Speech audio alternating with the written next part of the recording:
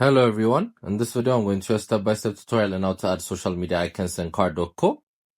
So first we're going to go to our browser, then search for Card.co. Then once you're in their website, you guys need to log in. Then after that, you're going to select the project you're going to work on. So as you can see, there are different icons here, but we're going to show you how to do it. So first, click on the plus button, then click on icons. So as you can see, it's currently on the email icon. You're going to click on it.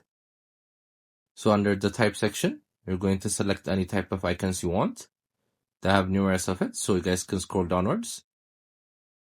So for example, I chose the Apple Music icon.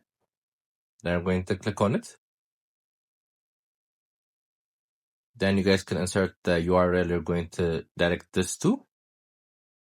Then you could also add another one by clicking on the add button.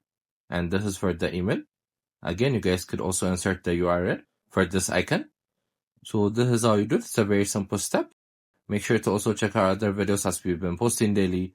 I hope you guys like this video. Subscribe for more, like for more, share for more. I hope to see you again. Goodbye.